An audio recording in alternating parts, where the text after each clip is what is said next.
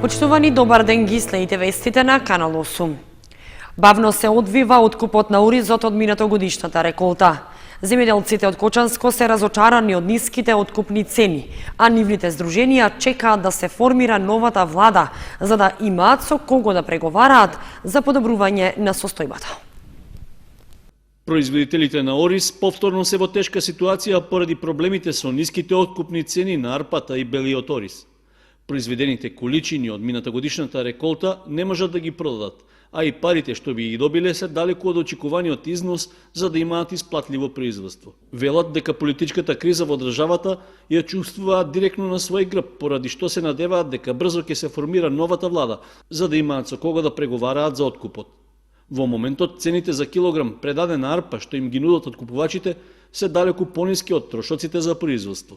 30 денара, арпа 13 денара. Не е изводливо дали ќе се одужиме. Мислиме ние земјоделците. Не знаеме дали ќе се има оваа година. Што ти произведен дома ми стои? Кој нити го купуват, нити го продават. Што ти? А не вработен?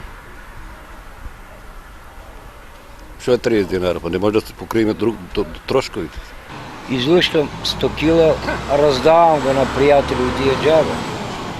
Инако онај нека стоја парна глувци, нека арчат него ние да и го даеме џаба. Земјоделците се пожалија дека ниту исплатата на субвенциите за оризот не се одвива како што им било ветено. Некои од нив ги добиле само дел од парите, а остатокот уште го чекаат. Има 1/3 дадено субвенции. Оние стоат. Багините имат добри, доста луѓе жалат се дека не се. Излез? Нема нешто. Каков излез нема излез? Мафијашка држава, ништо друго. За состојбата со пласменот и покачувањето на откупните цени, Сдруженијата на оризопроизводителите од Кочанско последен пат во ресорното министерство преговараа во октомври. Тогаш имаше најави од и килограм арпа нема да се откупува под границата од 20 до 25 денари. Но овие најави не се реализираа.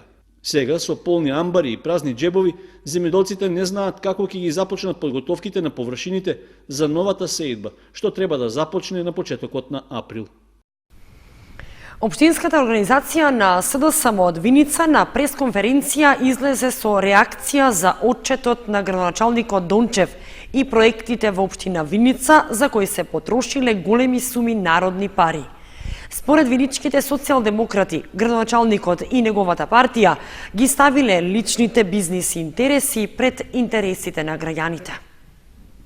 Локалната самоуправа на Виница и нејзиниот актуелен градоначалник Емил Дончев во изминатите 4 години не сторија ништо за да го подобрат живеењето на граѓаните.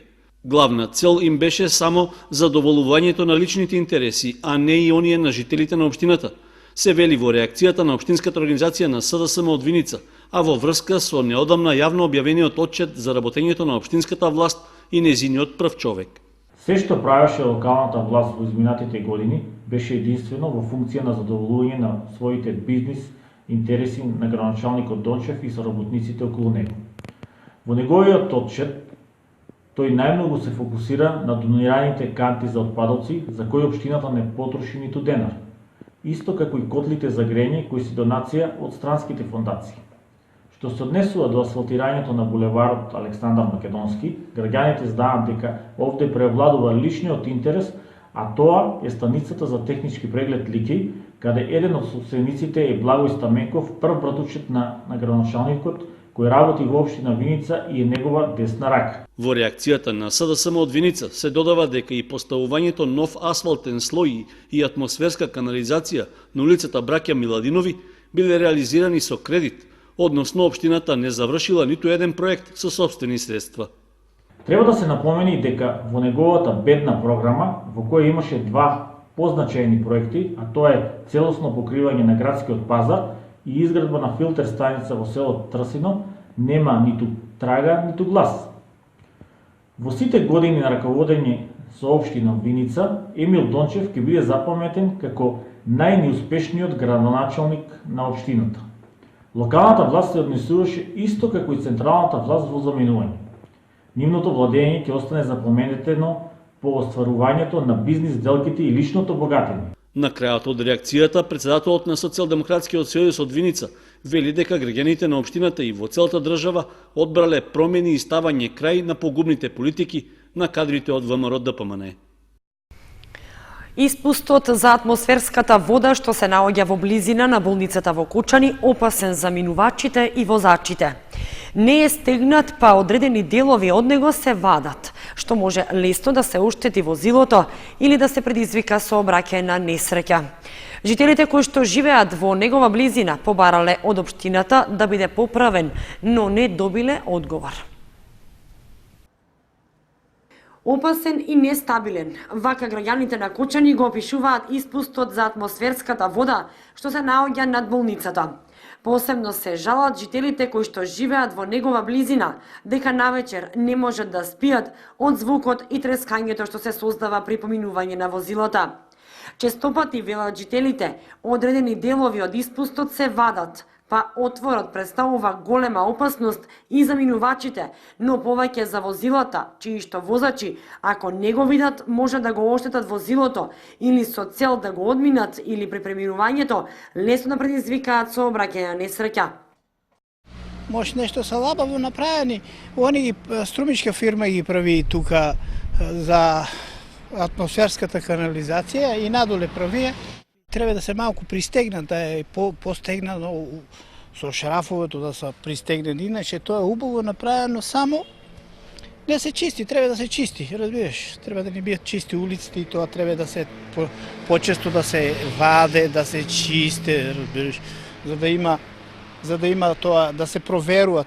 Оти тоа е пошироко ризично е. Шоферите вие што возат и таксистите не знаат тоа. Ризично е, да, може да се обрне. Некој пат, ако дое на ќоше, да нагазе и са лабави шафото, могуче е. Вечериња, кога сака некој да одмара, кога ќе ти некој тропа, тешко е. Кај нас у зградата, ја живеем у зграда, одгорека тај шо оде, осеќа се, камоле тука. Некој има веќе пропаднати и може да пропадне до доле за да направи пакос, да се тумба колата. Тоа треба потхитно да се исправи. Не е само таа, сите решетки се такви. Со оглед на тоа дека станува збор за една од најпрометните улици во градот, каде што во близина е и болницата, факт е дека гласот на народот и нивните молби надлежните во општината треба да ги слушнат и да биде преземено нешто. Жителите кои што живеат во близина на испустот се обратиле до општината која што е надлежна за ова, но не добиле одговор. Бараат итно решавање на проблемот, оти како што велат, да не се допушти да се случи несреќа, па тогаш за доцнето да се реагира.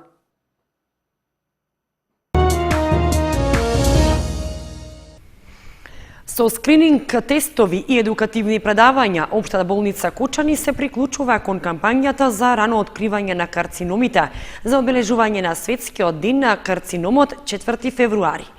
Најчести карциноми кај мажите е карциномот на бели дробови и дебело црево, а кај жените на дојка и на грлото на матката.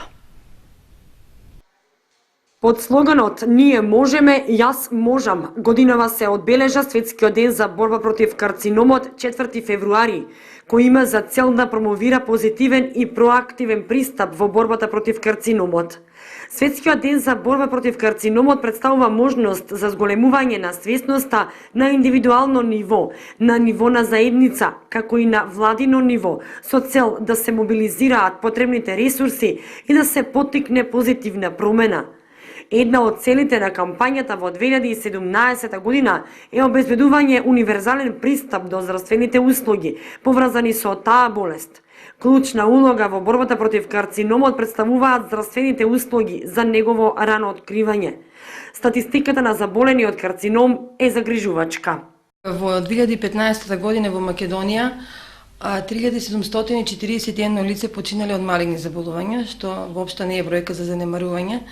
Загрижувачки се податоците од Институтот за јавно здравје, според кој оваа бројка од година во година е се поголема. Во 2010 година биле регистрирани 3705 смртни случаеви, па според тоа статистички после кардиоваскуларните заболувања, ова е втора причина за смртност во земјава. Кај мажите најзастапени се карциномот на бели дробови и колоректалниот карцином, односно карцином на дебелото црево, додека кај жените најчест карцином е карцином на гради, на дојка и карцином на грло на матката. Според Светската декларација за карцином, секоја земја треба да обезбеди скрининг методи на населението за рана детекција на карциномите, со што значително би се намалила стапката на смртност. Кочанската општа болница поседува мамограф за скрининг прегледи за рак на дојка, во одделот за радиологија, откаде што сите жени над 50 години се покануваат за испитување и скрининг прегледи. Клучна улога во борбата против карциномите, освен раната диагноза, има и исхраната и начинот на живот. Значи, како ризик фактори за карциномите се наведуваат пушењето, недоволна физичка активност, претерана конзумација на црвени меса, тоест неправилната исхрана, загадувањето на воздухот, понатаму прекумерна употреба на алкохолни пијалуци, претерана изложеност на сончева светлина. Тука се вбројуваат и бројни генетски фактори и инфекциите како една од причините. Например, инфекцијата карциномот на желудник статистички се поврзува со инфекција со Helicobacter pylori. Постојат и бројни фактори, т.е. тие меѓу себе се надополнуваат, па така раното одење на лекар и препознавање на симптомите е од корист, бидејќи голем број од карциномите, ако се фатат на време, се излечви. Во Кочани во 2013 година Центарот за јавно здравје регистрирало 475 заболени од карцином. Таа бројка во 2014-та се покачила на 513 заболени. Слична е бројката на заболени и во 2015 година. На ниво на општините, што ги покрива Центарот за јавно здравје Кочани, секоја година редовно се спроведуваат едукативни предавања и скрининг на колоректален карцином. За 3 години во Оделението за урбанизам во Виница се донесени урбанистички планови со вкупна површина од 609,75 хектари, во кои се вклучени измените и дополнувањата и на генералниот урбанистички план. Општина Виница во изминативе 3 години има донесено урбанистички планови со вкупна површина од 609,75 хектари, која што во најголем процент се однесува на генералниот урбанистички план, кој претрпи измени и дополнувања во 2015 година и чиј вкупен досег е 491,45 хектари. Во овој период од 2013 до 2016 година во Виница се донесени детални планови со вкупна површина од 63,36 хектари. Најмногу детални планови се донесени 2013 година со вкупна површина од 100,54 хектари, меѓу кои е и урбанистичкиот план за село Јакимово со вкупна површина од 54,94 хектари. Направивме промена на генералниот урбанистички план со цел полесно и побрзо да ги носиме деталните урбанистички планови во градот. Така да овој период се донесени неколку детални урбанистички планови, а повеќе и позначајни се во тек и ќе бидат наскоро донесени. Најмалку детални планови се донесени 2014 година, тоест само еден за блок 2 дел 1 со вкупна површина од 1,19 хектари. Во 2015 е донесен новиот урбанистички план со направените измени, а минатата 2016 донесен е деталниот урбанистички план за блок 9 дел 2, како и детален план за цел блок 15 или со документација се покриени вкупно 10,82 хектари. Од целата на територијата на општина Виница урбанистички план има само Јакимово, а општ акт пред една година е донесен за село Трстија.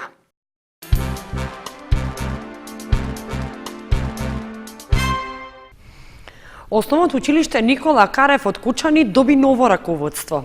За ВД директор на училиштето по втор пат е назначен Благојче Стојановски, кој што 6 месеци раководеше со установата пред досегашната ВД директорка Веселин Кампова. Од почетокот на февруари Благојче Стојановски повторно е назначен за ВД директор на основното училиште Никола Карев во Кучани. На функцијата доаѓа на местото на досегашниот ВД директор на Кочанското училиште Веселинка Ампова, која што 6 месеци раководеше со установата, односно од 1 август 2016 до 31 јануари 2017 година. Стојановски пред Ампова беше назначен за ВД директор на Кочанското училиште и со установата раководеше 6 месеци, пошто откако не беше назначен за директор, повторно работеше како оделенски наставник во истата установа.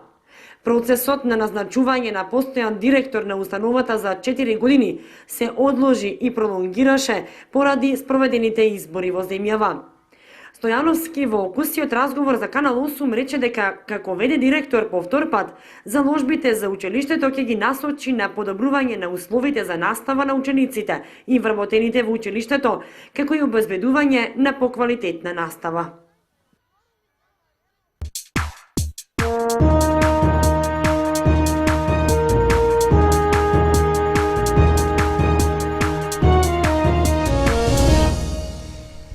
Следуваат информациите од спортот. Управниот одбор на третата фудбалска лига Исток одржа работен состанок на кој се разгледуваа безбедносните мерки за надпреварите пред почетокот на пролетниот дел од првенството. На средбата се разговараше и за намалувањето на сумата за котизација за учество во лигата. Комесарите за безбедност и нивните заменици од клубовите што се членови на третата фудбалска лига Исток одржаа работен состанок со управниот одбор на лигата, на кој се разговараше за мерките што треба да се преземат за да се избегнат инциденти и несакани случувања пред, за време и понад преварите во пролетниот дел од првенството. На состанокот имаше и представници од секторот за внатрешни работи, а во разговорите со нив беше искажано задоволство од досегашната соработка, како и ветување од представниците на клубовите дека ќе сторат се надпреварите да се играат според правилата и прописите на Фудбалската федерација на Македонија. Од управниот одбор на третата лига рекоа дека очекуваат без проблеми да започне пролетниот дел од првенството. Пред да почне овој работен состанок од 20 до 26 јануар сите клубове кои се во третата лига Исток од моја страна како претставител на третата лига Исток и технички секретар при ОФА Кочани бевме на посета со сите клубови. Сите клубови беа поединечно запознаени, разговарано, значи во делот на финансите, во делот на партиципацијата, колку и треба да достават за пролетниот дел на првенството, во сите други активности кои се случуваа на теренот, во делот на судењето, во делот на безбедноста, се со единствена цел да вториот дел од првенството ни помене онака како што треба. Со оглед што дел од екипите се уште не уплатиле сумата за котизација за учество во лигата, беше побарано тоа да го сторат во определениот временски рок. При тоа, на барање на клубовите дојде до известно намалување на сумата, односно наместо првичните 90.000, сега сите екипи ќе треба да платат по 80.000 денари на име котизација, плюс останатите административни трошоци за одигрување на надпреварите. Котизацијата треба да платат заклучно до 20 февруар, првенството ќе започне на 26 февруар, а ќе заврши на 24. Со тоа ќе имаме една среда и еден ден место недела, значи Великденот кој ќе игра во сабота. Тоа го правиме. На состанокот беше речено дека од наредната сезона што ќе започне на есен, ќе има реформи во лигите. Односно, освен првата ќе се формираат 2 втори лиги со по 10 екипи, а во понизок ранг на надпреварување ќе има 5 нови региони. Шанса за влез во втората лига од сегашниот источен регион имаат 3 до 4 екипи, во зависност од тоа колку тимови ќе испаднат од втората лига и дали Штипска Брегалница ќе го задржи прволигашкиот статус. И уште една информација од спортот. Викендов се одигра редовното коло во М12 кошаркарската лига за мажи, во која Баскет Дино победи како домакин против Водњански лисици од Скопје. Третолигашото Согово на домашен терен пак доживеа пораз на пријателскиот надпревар со Евромилк. Во првенството на младинската М12 кошаркарска лига во машка конкуренција викендов се одигра редовното коло, со што всушност продолжија надпреварите од вториот круг на пролетниот дел. Екипата на Баскет Дино на домашен терен играше против Водњански лисици од Скопје и победи со убедлива кош разлика од 46 спрема 15. Со тоа, нашите најмлади кошаркари ја продолжуваат одличната серија во која немаат доживеано пораз во сите досега одиграни надпревари, вклучувајќи ги и оние од двата меѓународни турнири во Скопје и Белград, од каде се вратија со победнички пехари. Тимот на тренерот Сашо Лазаров ја повтори играта од пред 2 недели, кога против истата екипа од Скопје извојува победа на средбата во рамки на Триглав купот. Иако првата четвртина ја заврши со водство од 13:8, екипата на Водњански лисици беше немоќен противник за нашиот тим. Доминацијата на Баскет Дино дојде до израз во преостанатите 3 четвртини, кога кошаркарите постигнаа 38 коша, додека гостите само 2, од кои во последната четвртина ниту еден. Со тоа, кочанскиот тим ги освои бодовите и оправдано се наоѓа на врвот на табелата. Во следното коло, екипата ќе гостува во Скопје против МЗТ, која исто така ја победија на турнирот Триглав куп. Како признание за досегашните резултати и успеси, понад преварот против Водњански лисици беше организиран и мал коктел за кошаркарите и нивните родители. Инаку, следниот викенд ќе играат и повозрасните кошаркари на Баскет Дино, со оглед што започнува пролетниот дел од првенството во третата лига. Нашиот тим ќе биде домакин против екипата на Кичево. Во рамки на подготовките за пролетниот дел од првенството на третата лига, фудбалерите на Осогово викендов го одиграа првиот од неколкуте планирани пријателски контролни надпревари. На стадионот Никола Мантов, жолтосините ја дочекаа второлигашката екипа на Евромилк од Скопје и беа поразени со 1:0. Иако скопјани ја однесоа победата, сепак не им беше лесно против нашите фудбалери, посебно во првото полувреме, кога се водеше рамноправна битка на теренот. Единствениот гол во 63-та минута за гостите го постигна напаѓачот Николовски, со што го постави и конечниот резултат. И покрај поразот, Осогово прикажа добра игра и на задоволство на малобројната публика на надпреварот потврди дека може да одговори на најавите за добри резултати и освојување бодови во продолжението на првенството во третата лига.